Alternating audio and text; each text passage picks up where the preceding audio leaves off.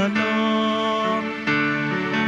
Panayin ako niya't inirang kawang iniingatan, ating dakilain at sambahin ang Panginoong butihin. Ialay mga awitin sa piging na handog niya sa atin. Ialay mga awitin sa piging na handog niya sa atin.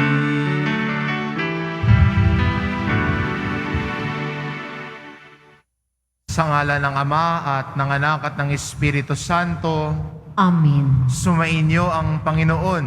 At sumaiyo rin. Mga kapatid, aminin po natin ang ating mga kasalanan upang marapat tayong gumanap sa banal na pagdiriwang. Inaamin ko Sa makapangyarihang Diyos at sa inyo mga kapatid, na lubha akong nagkasala sa isip, sa salita at sa gawa at sa aking pagkukulang. Kaya isinasamo ko sa mahal na Birheng Maria, sa lahat ng mga anghel at mga banal, at sa inyo mga kapatid, na ako'y ipanalangin sa Panginoong ating Diyos. kawaan tayo ng makapangyarihang Diyos, patawarin tayo sa ating mga kasalanan at patnubayan tayo sa buhay na walang hanggan. Amen. Panginoon, kaawaan mo kami. Panginoon, kaawaan mo kami. Kristo, kaawaan mo kami. Kristo, kaawaan mo kami. Panginoon, kaawaan mo kami. Panginoon, kaawaan mo kami. Manalangin tayo.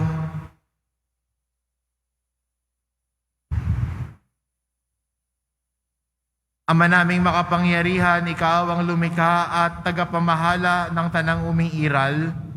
Tunghayan mo kami upang ang iyong awa ay aming maranasan at ipagkaloob mong ikaw ay aming wagas na mapaglingkuran. Sa pamamagitan ni Hesukristo, kasama ng Espiritu Santo, magpa sa walang hanggan. Amen. Magsiupo muna po ang lahat. Pagbasa mula sa unang sulat ni Apostol San Pablo kay Timoteo. Pinakamamahal, totoo ang kasabihang ito.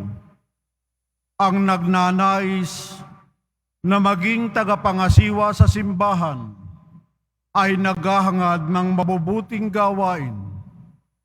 Kaya kailangang wala siyang kapintasan. Isa lamang ang asawa, marunong magpigil sa sarili, maingat, kagalang-galang, bukas ang tahanan, at mabuting tagapagturo.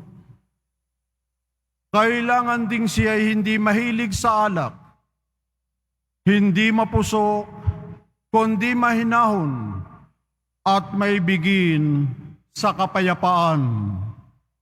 Hindi gahaman sa salapi. Kailangan siya'y mahusay mamahala sa sariling sambahayan. Iginagalang at sinusunod ng kanyang mga anak. Paano makapangangasiwa ng maayos sa simbahan ng Diyos ang isang tao kung ang sambahayan lang niya ay hindi kayang pamahalaan? Kailangan siya ay matagal nang nananampalataya. Kung hindi, baka siya ay maging palalo at tuloy mahatulan gaya ng diablo. Kailangan ding siya ay ginagalang ng mga taong hindi kaanib sa simbahan, at nang di siya mapulaan at hindi mahulog sa bitag ng diablo. Kailangan namang ang mga magiging tagapaglingkod sa simbahan ay marangal, tapat mangusap, hindi sugapa sa alak, at hindi sakim. Kailangang sila'y tapat sa pananampalataya na ating ipinahayag at walang dapat ikahiya. Kailangang subukin muna sila at makitang marapat bago gawing tagapaglingkod. Kailangang kanilang mga asawa ay matitino at hindi mapanirang puri, kundi mabait at tapat sa lahat ng bagay. Kailangan ding isa lamang ang asawa ng isang tagapaglingkod sa simbahan. Maayos siyang mamahala sa sariling sambahayan at mabuting magpasunod sa kanyang mga anak. Ang tagapaglingkod na tapat sa tungkulin ay gagalang ng lahat at buong tapang nilang maipapahayag ang pananampalatayang napasa atin dahil sa ating pakikipag-isa kay Kristo Jesus. Ang salita ng Diyos. Salamat sa Diyos. Malinis na pamumuhay ang aking pagsisikapan. Malinis na pamumuhay ang aking pagsisikapan. Ang aking awitin ay ang pagtatapat at ang katarungan. Ako'y umaawit patungkol sa iyo, o poon kong mahal. Ang aking susunding tumpak na ugali, walang kapintasan. Kailan ka kaya darating sakit, ako'y lalapitan. Malinis na pamumuhay ang aking pagsisikapan. Malinis ang budhing mamumuhay ako sa aking tahanan. Sa buhay kong ito, ang gawang masamay di ko tutulutan. Malinis na pamumuhay ang aking pagsisikapan. Siyang naninira ng kanyang kapwa'y aking wawasakin. Di ko papayagang ang mapagmalaking hambog kong tumingin. Malinis na pamumuhay ang aking pagsisikapan. Ang lahat ng taong nagtatapat sa Diyos, ako ay kaisa. Sa aking palasyo ay papayagan ko na doon matira. Kung tunay na tapat at tutulutan ko na maglingkod sila. Malinis na pamumuhay ang aking pagsisikapan. Magsitayo na po ang lahat.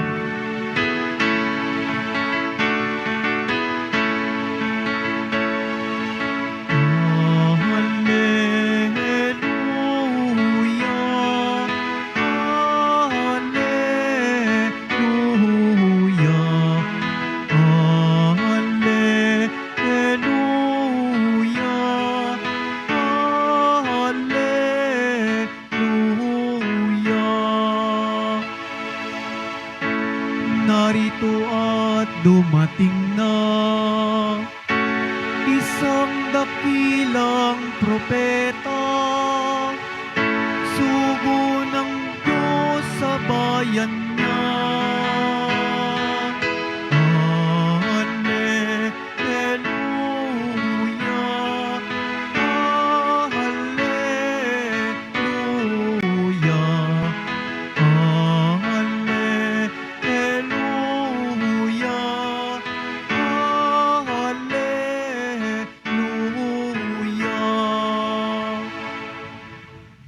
Sumainyo ang Panginoon, At sumaiyo rin. ang mabuting balita ng Panginoon ayon kay San Lucas. Papuri sa iyo, Panginoon. Noong panahong iyon, pumunta si Jesus sa isang bayang tinatawag na Nain.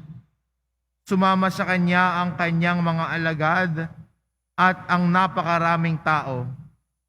Nang malapit na siya sa pintuan ng bayan, nasa lubong niya ang libingan ng kaisa-isang anak na lalaki ng isang babaeng balo. Marami ang nakikipaglibing. Nahabag ang Panginoon noon nang makita ang ina ng namatay at sinabi sa kanya, "Huwag kang tumangis." Lumapit siya at hinipo ang kinalalagyan ng patay at tumigil naman ang mga may dala nito. Sinabi niya, "Binata, bumangon ka." Naupo ito at nagsalita at siya'y ibinigay ni Jesus sa kanyang ina. Sinidla ng takot ang lahat at sila'y nagpuri sa Diyos. Sabi nila, "Dumating sa atin ang isang dakilang propeta. Nilingap ng Diyos ang kanyang bayan." At kumalat sa buong Judea at sa palibot na lupain ang balitang ito tungkol sa kanya. Ang mabuting balita ng Panginoon. Pinupuri ka namin, Panginoong Hesukristo. Magsiupo mo na po ang lahat.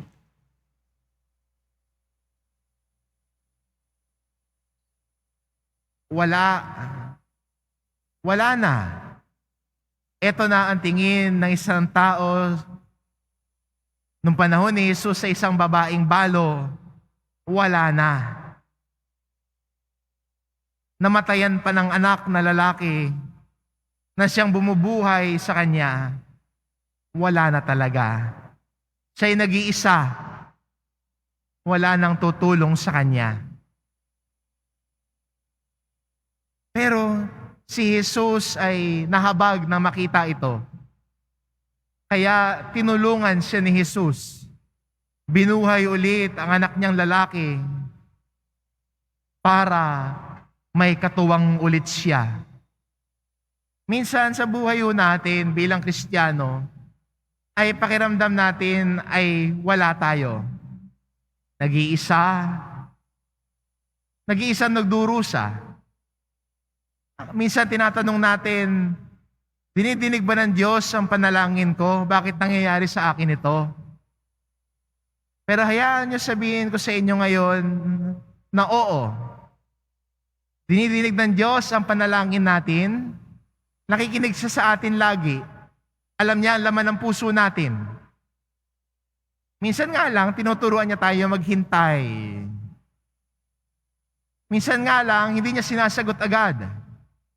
O higit pa sa inaasahan natin ang ibibigay niya. Ang Diyos ay tinutulungan tayo at ginagabayan.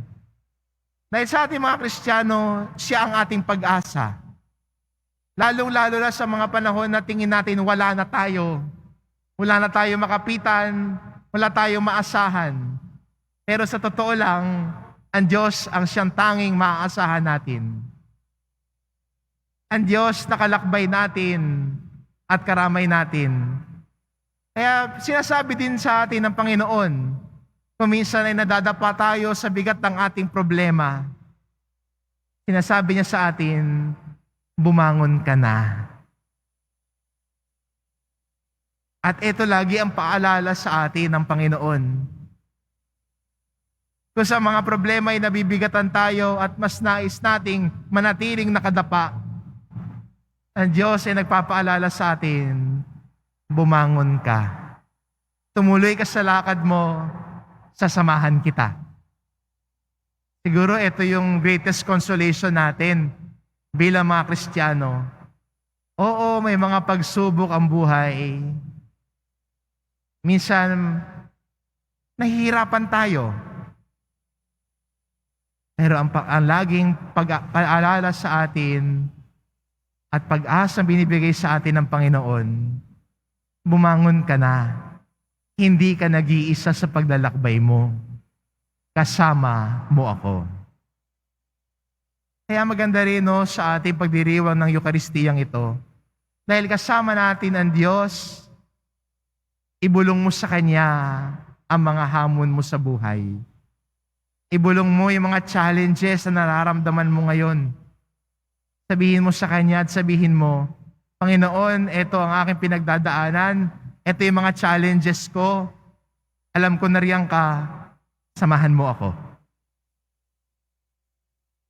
At ang Diyos, lagi tayong sinasamahan, lagi tayong ginagabayan, hindi tayo pinababayaan ng Diyos. Kaya lagi niyang paalala sa atin, bumangon ka na at lumakad.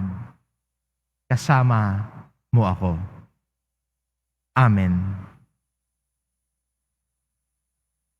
Magsitayo na po ang lahat.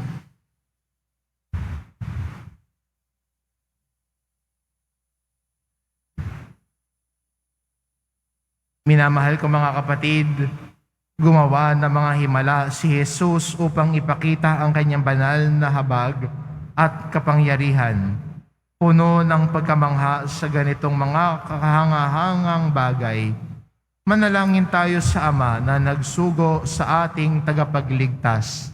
Ang ating itugon, Diyos ng buhay, mahabag kayo sa amin. Diyos ng buhay, mahabag kayo sa amin. Sa pamamagitan ng paggabay at tulong ng mga pastol ng simbahan, naway maipakita ang pag-ibig at kalinga ng Diyos sa sambayanan. Manalangin tayo. Diyos ng buhay, mahabag kayo sa amin. Ang gobyerno, naway maging daan ng mahabaging pag-ibig ng Diyos sa katangi-tanging pagkalinga at pagtulong na kanilang ibinabahagi sa mga dukha at mga may sakit. Manalangin tayo. Diyos ng buhay, mahabag kayo sa amin. Yaong mga nagdurusa sa pagkawala ng kanilang mahal sa buhay, naway muling sumampalataya sa buhay sa tulong ng Diyos. Manalangin tayo. Diyos ng buhay, mahabag kayo sa amin. Ang mga may sakit, katulad ng anak na balo, naway makadama ng mapagpagaling na kamay ni Jesus. Manalangin tayo. Diyos ng buhay, mahabag kayo sa amin. Ang mga tapat na yumao, naway muling ibangon sa kaganapan ng buhay sa presensya ng Diyos. Manalangin tayo. Diyos ng buhay, mahabag kayo sa amin. Ama naming Diyos, gabayan mo kami upang kaming mahipo ang mga pusong wasak at matulungan silang madama ang iyong anak na dumito sa amin. Hinihiling namin ito sa ngalan ni Kristong aming Panginoon. Amen. Magsiupo muna po ang lahat.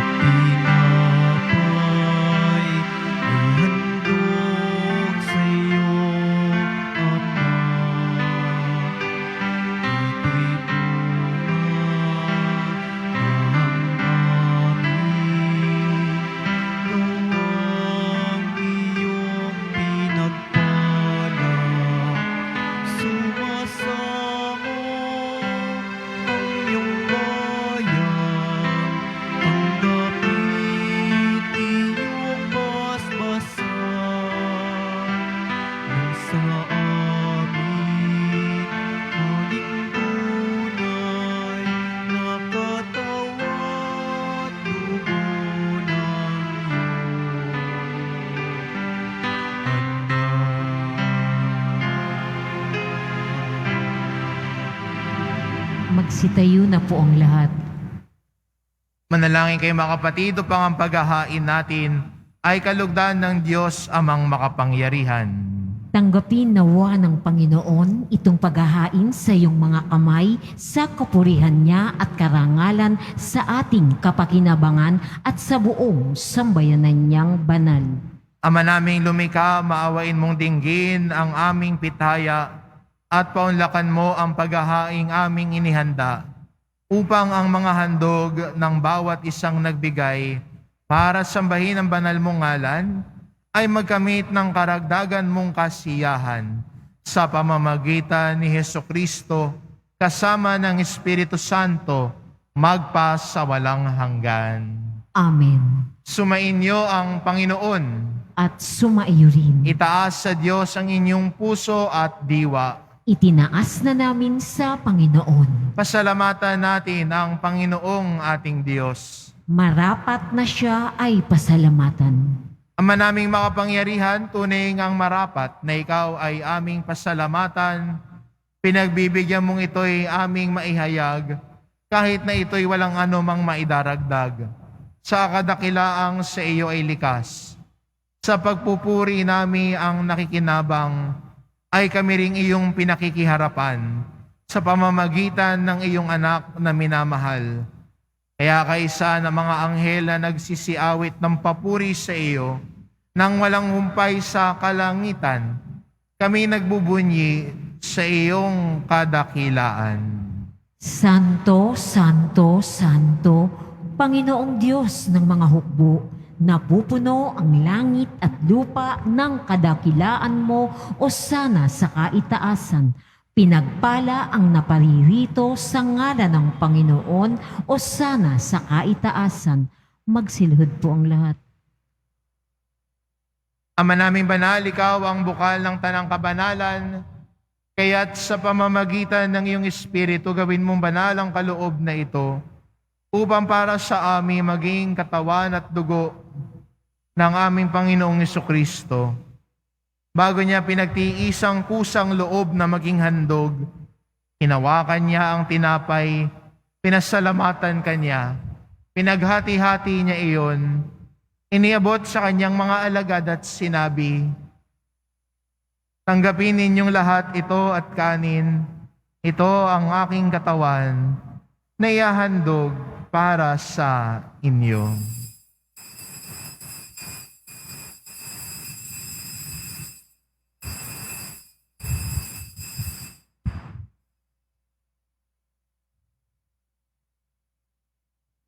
Gayun din naman na matapos ang hapunan, hinawakan niya ang kalis.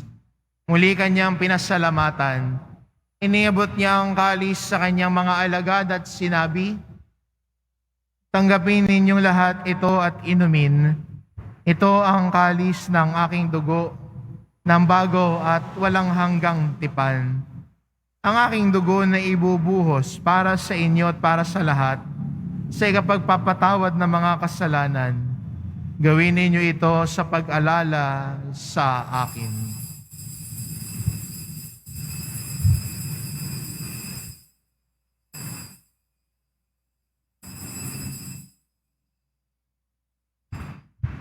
Magsitayo na po ang lahat.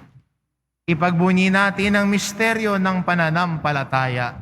Si Kristo'y namatay, si Kristo'y nabuhay, si Kristo'y babalik sa wakas ng panahon. Ama, ginagawa namin ngayon ang pag-alala sa pagkamatay at muling pagkabuhay ng iyong anak. Kaya't inaalay namin sa iyo ang tinapay na nagbibigay buhay at ang kalis na nagkakaloob ng kaligtasan. Kami nagpapasalamat dahil kami iyong minarapat na tumayo sa harap mo para maglingkod sa iyo. Isinasamo namin kaming magsasalo-salo sa katawan at dugo ni Kristo ay mabuklod sa pagkakaisa sa pamamagitan ng Espiritu Santo. Ama, lingapin mo ang iyong simbahang laganap sa buong daigdig. Puspusin mo kami sa pag-ibig, kaisa ni Francisco na aming Papa at ni Jose na aming Obispo at ng Tanang Kaparian. Alalahanin mo rin ang mga kapatid naming nahimlay nang may pag-asang sila'y muling mabubuhay, gayon din ang lahat ng mga pumanaw. Kaawaan mo sila at patuloyin sa iyong kaliwanagan. Kaawaan mo at pagindapatin kaming lahat na makasalo sa iyong buhay na walang wakas. kaisa ng mahal na Birheng Maria na ina ng Diyos, ng kabiyak ng puso niyang si San Jose, kaisa ng mga apostol at ng lahat ng mga banal na namuhay dito sa daigdig ng kalugod-lugod sa iyo, maipagdiwang nawa namin ang pagpupuri sa ikararangal mo sa pamamagitan ng iyong anak na aming Panginoong Hesukristo. Sa pamamagitan ni Kristo, kasama niya at sa Kanya, ang lahat ng parangal at papuri ay sa iyo, Diyos amang makapangyarihan, kasama ng Espiritu Santo, magpa sa walang hanggan. Amen. Sa tagubilin ng mga nakagagaling na utos at turo ni Jesus na Panginoon natin at Diyos, ipahayag po natin ng lakas loob.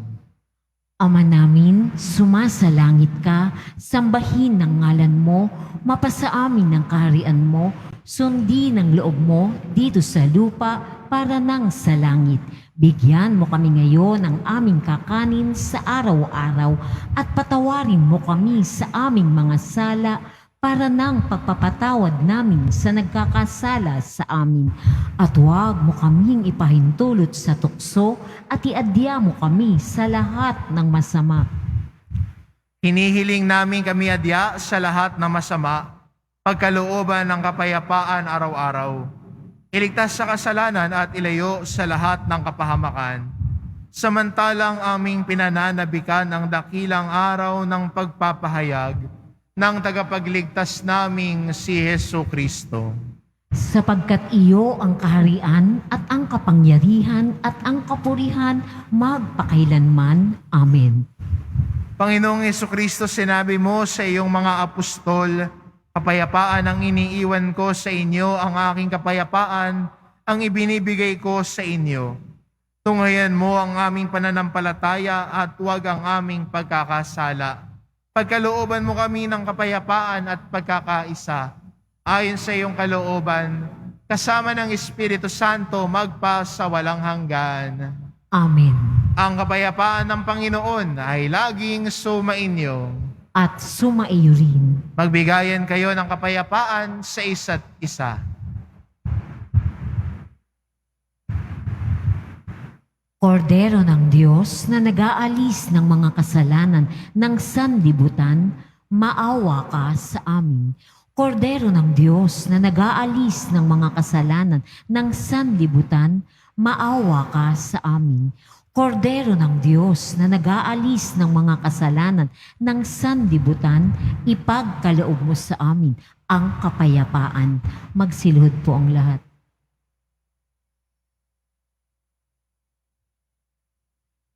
Ito ang kordero ng Diyos, ito nag-aalis ng kasalanan ng sanlibutan. Mapalad ang mga inaanyayahan sa kanyang piging. Panginoon, hindi ako karapat-dapat na magpatuloy sa iyo, ngunit sa isang salita mo lamang ay gagaling na ako.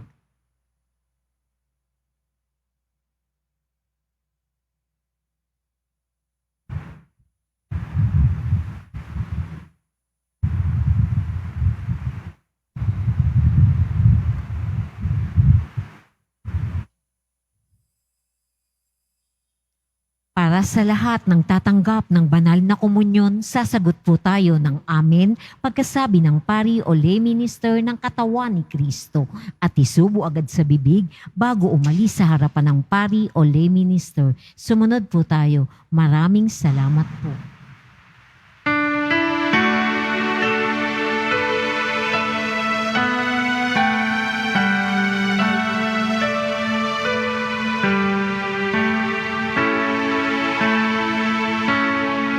Sa Diyos lamang mapapanatan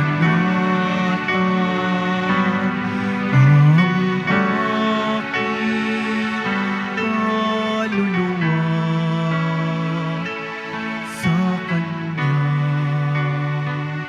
nagmumula ang aking pag-asa at kaligtasan. O Diyos,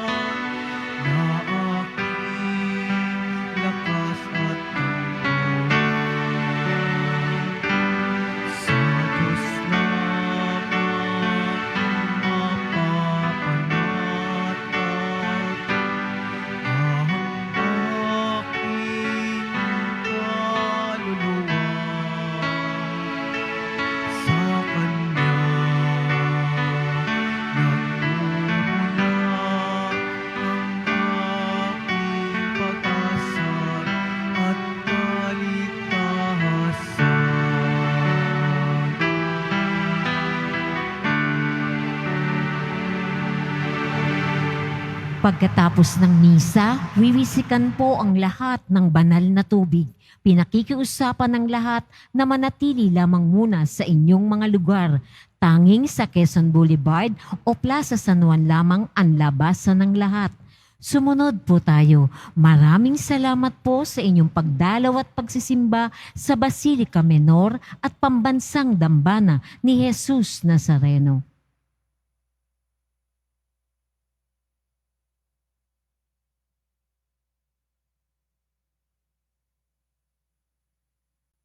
Magsitayo na po ang lahat. Manalangin tayo.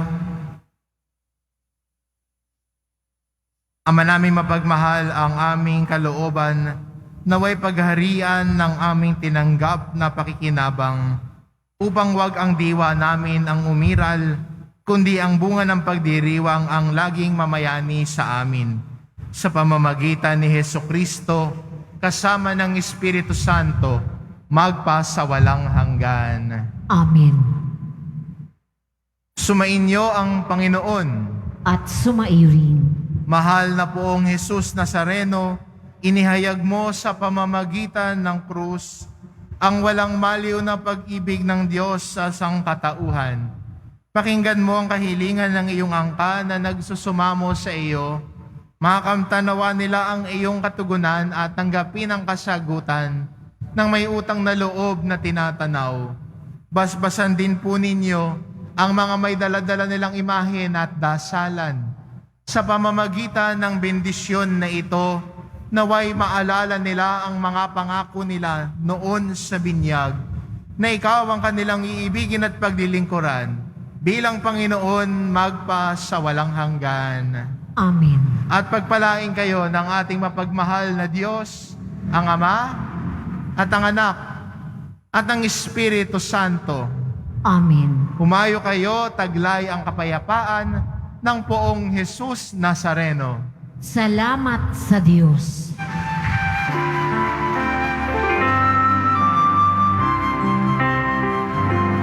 Nuestro Padre Jesus Nazareno, sinasamba ka namin, pinipinto ka namin, aral mo ang aming buhay at kaligtasan. Nuestro Padre Jesus Nazareno, iligtas mo kami sa kasalanan. Ang krus mong kinamatayan ay sagip